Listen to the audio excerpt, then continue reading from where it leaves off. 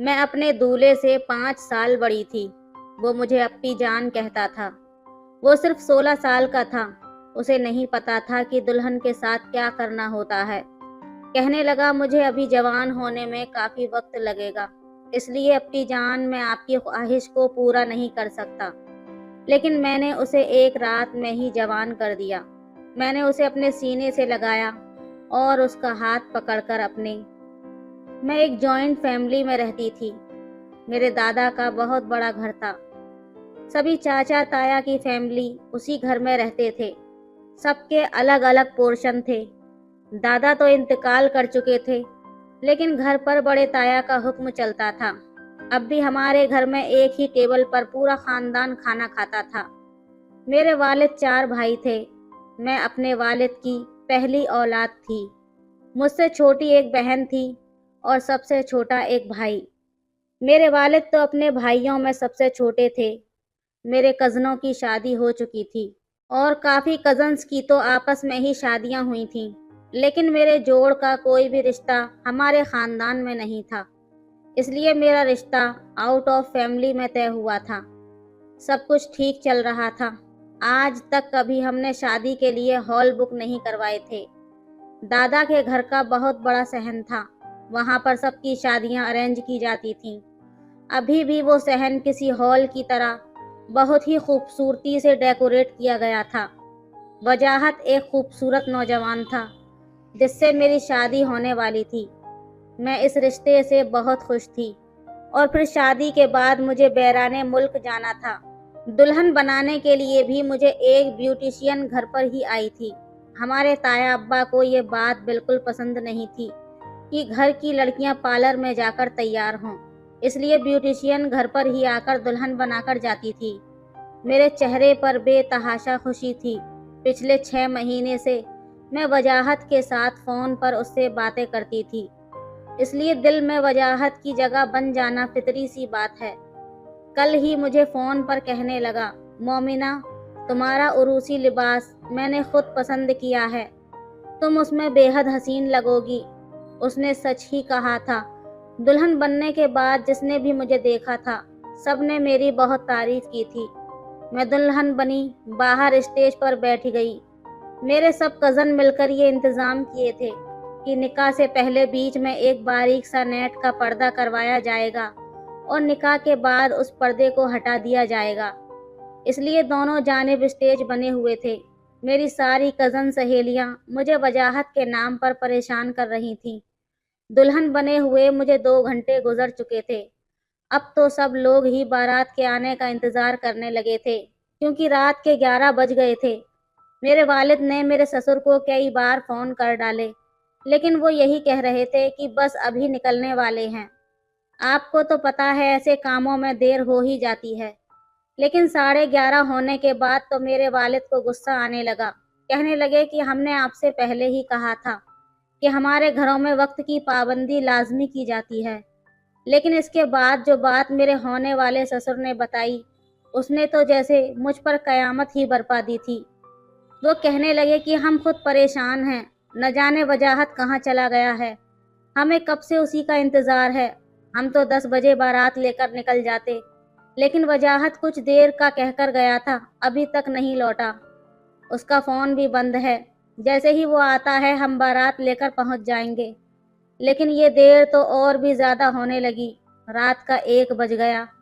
لوگوں میں اب باتیں ہونے لگیں کہ ضرور کوئی گڑبڑ ہے۔ میرا دل یہ تھا کہ سوکھے پتے کی طرح کانپ رہا تھا۔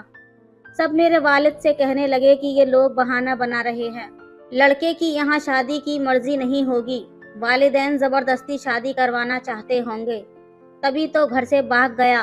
اب آپ کی بیٹی پر تو داغ لگ جائے گا۔ جس لڑکی کی بارات ہی نہ آئے، اس سے بھلا کون شادی کرنا چاہے گا؟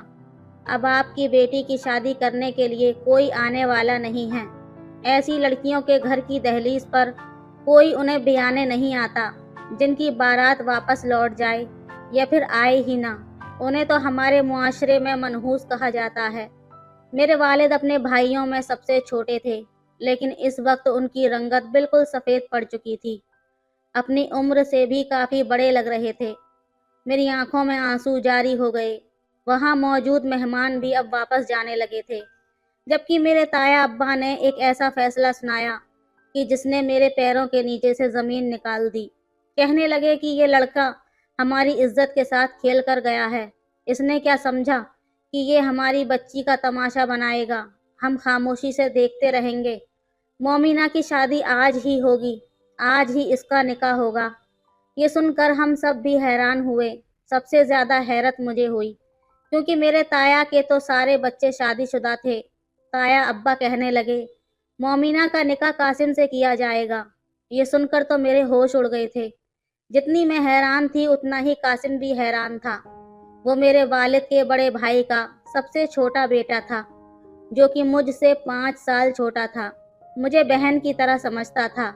मुझे अप्पी जान कहता था। अभी महज 16 साल का था। उसने जब ये सुना तो सबके सामने कहने लगा, ताया अब्बा क्या हो गया है आपको? आप कैसी बातें कर रहे हैं? मोमिना अप्पी जान मुझसे 5 साल बड़ी हैं। मैं उन्हें अपनी बड़ी बहन की तरह समझता हूँ। मैं ये निकाह नहीं करूँगा, ना ही मेरी निकाह की कोई उम्र है। उसकी बात 100% सही थी। लेकिन जब से दादा का इंतकाल हुआ था, हमारे घर में सभी फैसले ताया अब्बा ही करते थे। उन्होंने बुरी तरह से कासिम को डांट दिया। कहने लगे, खबरदार, हमारी इज्जत का मामला है, इसलिए चुपचाप यहाँ बैठो और निकाह करो। लेकिन कासिम ने साफ इनकार कर दिया। मैं खुद भी ये नहीं चाहती थी। मेरा उसका कोई जोड़ ही नहीं था। कासिम का इनकार करना था कि एक जोरदार थप्पड़ मेरे बड़े चाचा ने कासिम के मुंह पर मारा, जो कासिम के वालिद थे। कहने लगे, तुम्हें समझ नहीं आ रही? तुम्हारे बड़े अब्बा ने क्या कहा है? हमारे घर की इज्जत का मामला है। अगर तुमने मजीद कोई बकवास की तो तुम्हारा हशर बिगाड़ कर रख दूंगा। तमाम ख्वातीन खामोश खड़ी थीं। मर्दों के फैसलों के आगे किसी औरत को बोलने का कोई हक न था। मगर थप्पड़ खाने के बाद भी उसने यही कहा कि मुझे ये जोर जबरदस्ती का रिश्ता मंजूर ही नहीं है। चाहती तो मैं भी यही थी कि ये निकाह ना हो, लेकिन मेरा तो तमाशा बन चुका था। वजाहत ने तो मुझे जलील ख्वार करके रख दिया था। फोन पर तो बड़ी मीठी मीठी बातें करता था। लगता नहीं था कि ये रिश्ता उसकी मर्जी से नहीं हुआ है, यह ज़बरदस्ती उस पर थोपा गया है। जो इस टाइम पर वो भाग गया। मेरे चाचा ने कासिम को बहुत मारा, यहाँ तक कि उसकी नाक से उसके होंठ के करीब से खून बहने लगा। चेहरे पर नील पड़ चुके थे। मुझे उस पर तरस आने लगा, लेकिन मैं जुबान से इनकार का हक नहीं रखती थी कि खुद से इनकार कर सकती। रोते हुए उसने निकाह किया था। मैं बिल्कुल बेजान बुत की तरह थी। वो तो शायद इस तरह कहने का हक भी रखता था, लेकिन हमारे यहाँ लड़कियों को तो बोलने की इजाज़त न थी। इसलिए मैंने कोई भी ऐसा लफ्ज़ नहीं कहा जो कि मेरे और मेरे ख़ानदान की इज्जत को सबके सामने तमाशा बनाकर रख दे। मैंने सोचा कि कासिम से निकाह के बाद कह दूंगी कि मेरे हिस्से की बदकिस्मती पर उसे रोने की ज़रूरत नहीं है। वो जब चाहे दूसरी शादी कर सकता है। मेरा क्या है, बिना शादी के भी मुझे अपने घर की दहलीज पर ही बैठना था।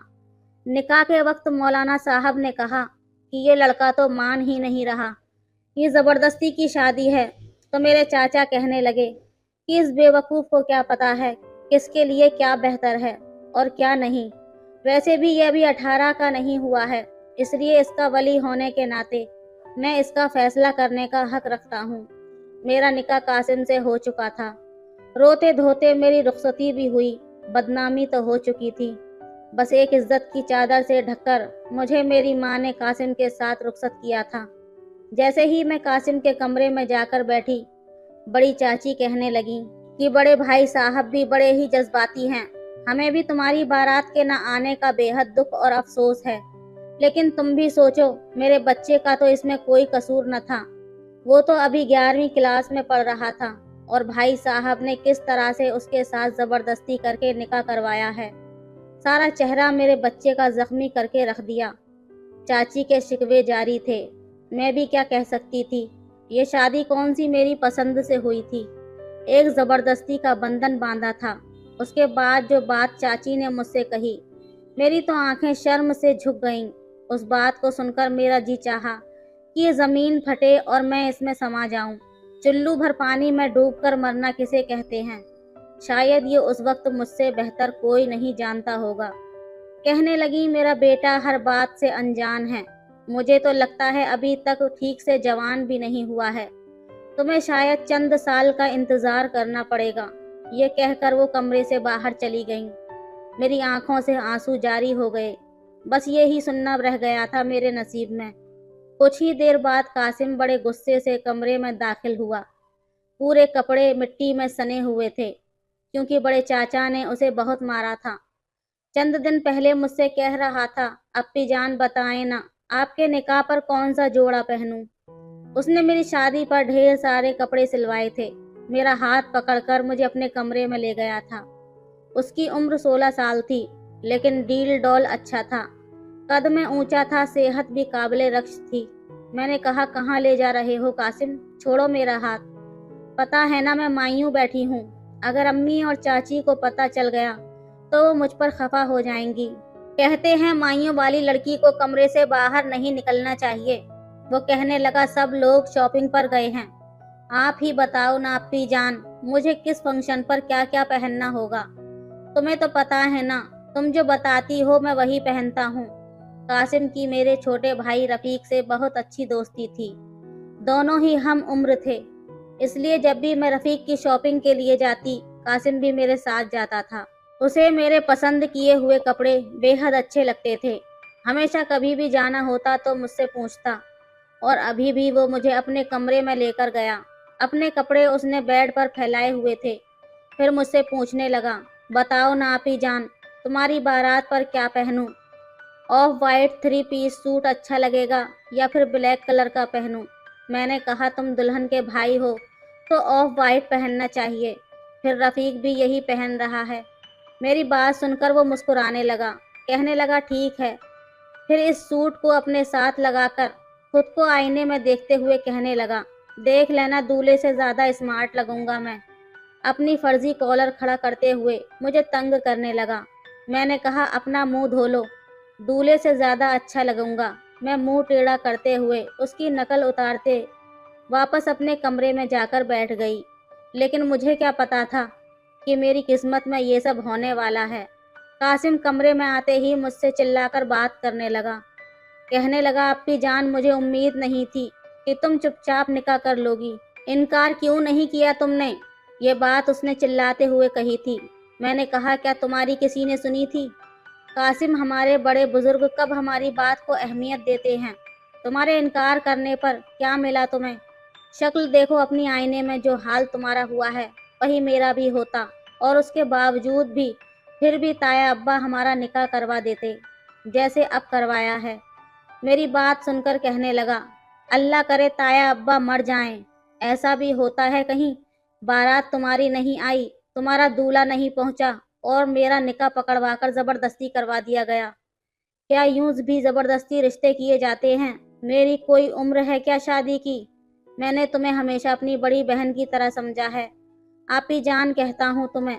تایا ابا کو شرم نہیں آئی کہ وہ یہ کیا کر رہے ہیں، پکڑ کر مجھے اپنی بہن کا شوہر بنا دیا۔ لعنت ہے ہمارے گھر کے بزرگوں پر۔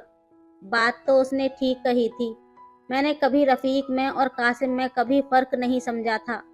وہ تو مجھ سے ٹیوشن پڑھنے آیا کرتا تھا، اسے ڈانٹا کرتی تھی میں، کان تک اس کے کھینچ لیتی تھی جب وہ ٹیسٹ یاد نہیں کرتا تھا، اور اب تایا ابا کے فیصلے نے تو ہمیں ایک دوسرے سے نظریں ملانے کے قابل ہی نہیں چھوڑا تھا۔ دوسری جانب اب میرے دماغ میں بھی ابھی تک یہ الجھن نہیں سلجھی تھی کہ آخر وجاہت نے میرے ساتھ ایسا کیوں کیا تھا، کیوں اس نے میری زندگی برباد کر کے رکھ دی تھی۔ یہی سوچ رہی تھی جب قاسم کی آواز پر چونکی۔ قاسم نے کہا یہ تکیہ پکڑیں اور جا کر صوفے پر سو جائیں۔ بڑی کڑی سزا دی تھی مجھے وجاہت نے۔ اگلے روز رات کو تایا ابا نے قاسم کو اپنے کمرے میں بلایا تھا۔ 2 گھنٹے بعد وہ کمرے سے واپس آیا، بڑے غصے میں تھا۔ میں نے کہا کیا کہا تھا تایا ابا نے تم سے جو اتنے غصے میں ہو؟ کہنے لگا سالہ بڈھا سٹیا گیا ہے اس عمر میں، لیکن میں وہ سب نہیں کر سکتا جو تایا منصور علی چاہتا ہے۔ قاسم اس قدر غصے میں تھا کہ تایا ابا کے بارے میں بات کرتے ہوئے بڑے چھوٹے کا لحاظ ہی بھول گیا۔ میں نے کہا قاسم ادھر بیٹھو۔ میں نے اس کا بازو پکڑا، صوفے پر بٹھا دیا، پانی کا گلاس اسے دیا، पानी पीने के बाद वो कुछ नॉर्मल हुआ। मैंने कहा, अब बताओ क्या बात है? क्या कहा तुमसे ताया अब्बा ने? वो कहने लगा कि कहते हैं कि अगले हफ्ते तुम्हारा वलीमा है, इसलिए अपना वलीमा पक्का करने के बारे में सोचो। उसकी बात सुनकर तो मुझे भी ताया अब्बा की सोच पर अफसोस हुआ था। कासिम की हालत ऐसी थी कि अभी रो देगा। मैंने कहा, तुम बेफिक्र रहो, हम ऐसा कोई भी रिश्ता नहीं निभाएंगे। वो कहने लगा, मैं निभा भी नहीं सकता। मैं सोच रहा हूँ कि यहाँ से भाग जाऊँ। आप ही समझाएं ना इन सबको, इन सब की बातें मुझे पागल कर देंगी। वो 16 साल का लड़का रिश्ते की नौहियत को समझ ही नहीं पाया था, और हमारे घर के बुजुर्ग उससे जो कह रहे थे वो सरासर गलत था। मैंने उससे कहा, तुम ताया अब्बा से कुछ मत कहना, सबके सामने हम यही जाहिर करेंगे कि हम दोनों के बीच सब कुछ ठीक है। बस कमरे में हम अच्छे दोस्त की तरह रहेंगे, जैसे पहले रहा करते थे। वो मेरी बात सुनकर मान गया, लेकिन जब चंद दिन के बाद वो कॉलेज जाने के लिए तैयार हुआ तो ताया अब्बा ने एक नया हुक्म सुना दिया। कहने लगे कि कासिम आज के बाद कॉलेज नहीं जाएगा। सभी नाश्ता कर रहे थे, मैं कासिम के साथ बैठी हुई थी। कहने लगा, क्यों? ताया अब्बा, मेरे पेपर होने में सिर्फ कुछ ही महीने रह गए हैं। वो कहने लगे, तुम शादीशुदा हो, तुम्हारे सर पर तुम्हारी बीवी की जिम्मेदारी आ चुकी है, इसलिए आज से तुम हमारे साथ फैक्ट्री जाओगे, तमाम वर्कर से काम करवाओगे, बाकी के मामलात भी तुम्हें फैक्ट्री में जाकर बता दिए जाएंगे। पहली बार मैंने ताया अब्बा से शिकवा किया था। मैंने कहा, ताया अब्बा, ये ज्यादती होगी। आपने जो फैसला हमारे लिए किया वो हम कबूल कर चुके हैं, लेकिन प्लीज कासिम को अपनी पढ़ाई मुकम्मल करने दें। मेरी बात सुनकर ताया अब्बा मुझ पर भड़कने लगे। कहने लगे, हमारे यहाँ लड़कियों को ऐसी इजाज़त नहीं है कि वो बुजुर्गों को मशवरा दें। इसे पढ़ना है तो प्राइवेट पढ़ ले, लेकिन आज से ये फैक्ट्री जाएगा। कासिम कॉलेज के बजाय फैक्ट्री जाने लगा। मुझे कासिम के बारे में सोचकर बहुत दुख हुआ था। उस बेचारे की सारी आज़ादी ख़त्म कर दी गई थी। रफ़ीक भी उसी की उम्र का था, कॉलेज जाता था, दोस्तों के साथ क्रिकेट खेलता था, लेकिन कासिम की ज़िंदगी अक्सर बदल चुकी थी। फैक्ट्री से वो सब मर्दों के साथ रात को वापस घर लौटता था। उसे पढ़ने का बहुत शौक था, इसलिए खाना खाते ही कमरे में चला जाता, अपनी किताबें खोल कर बैठ जाता। मैं जब घर के कामों से फारिग होकर कमरे में जाती तो सारे बेड पर किताबें बिखेरे बैठा होता था। मुझे देखकर कहने लगता, तुम जल्दी कमरे में नहीं आ सकती?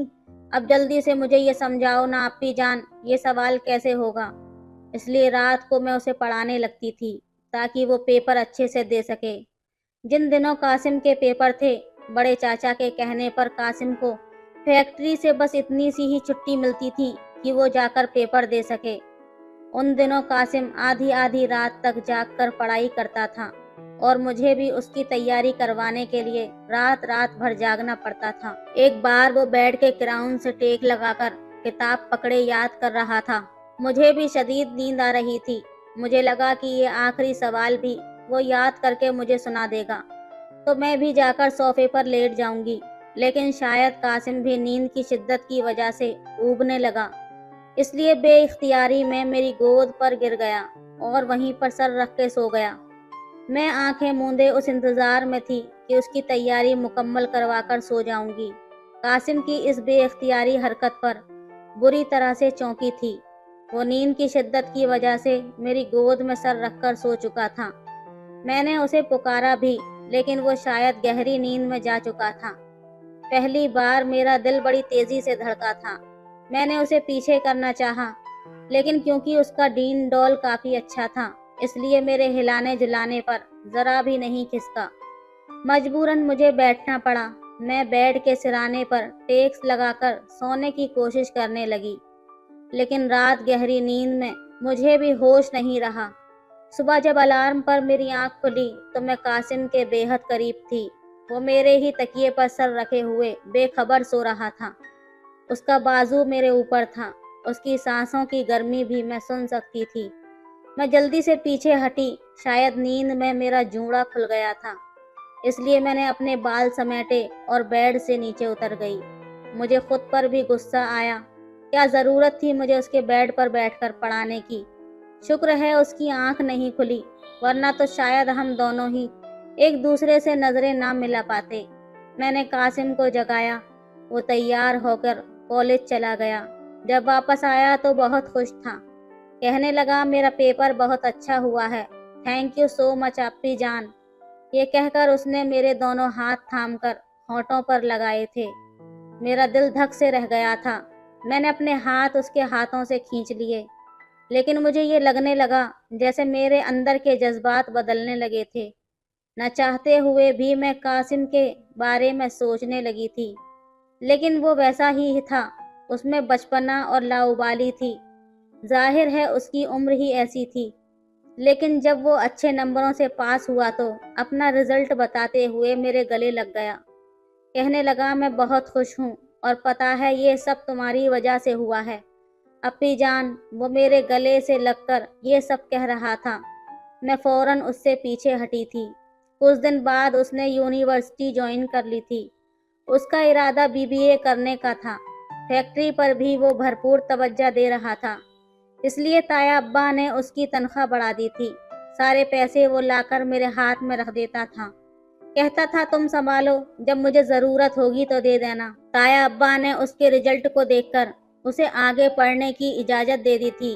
جب بھی یونیورسٹی جانے لگتا مجھ سے پوچھتا کہ آج کیا پہن کر جاؤں جس سے ساری لڑکیاں مجھے دیکھیں۔ نیا نیا یونیورسٹی جانے لگا تھا، اس لیے اس کی باتیں بدلنے لگی تھیں۔ میں مسکرا کر اسے اچھی سی پینٹ شرٹ نکال کر دیتی تھی، کہتی یہ پہن لو، سب لڑکیاں تمہیں ہی دیکھتی رہ جائیں گی۔ میرے مذاق کرنے پر وہ ہنسنے لگتا۔ پچھلے چند مہینوں سے قاسم کے چہرے پر الگ ہی رونق نظر آ رہی تھی، بہت خوش رہنے لگا تھا۔ ایک بار میں نے وجہ پوچھی تو کہنے لگا اسے ایک لڑکی اچھی لگنے لگی ہے، اس لڑکی سے محبت کرنے لگا ہے۔ یہ سن کر میرا دل بجھ گیا، لیکن یہ بھی سچ تھا کہ میں جانتی تھی کہ وہ میرے لیے کوئی بھی جذبات نہیں رکھتا جو میرے اور اس کے رشتے کو تقاضا دیں۔ اس نے مجھے اپنے موبائل سے اس لڑکی کی تصویر بھی دکھائی۔ مجھ سے پوچھنے لگا تم بتاؤ کیسی ہے؟ اس بار میں مسکرا نہیں سکی تھی۔ میں نے کہا بہت پیاری ہے، تمہارے ساتھ بہت اچھی لگے گی۔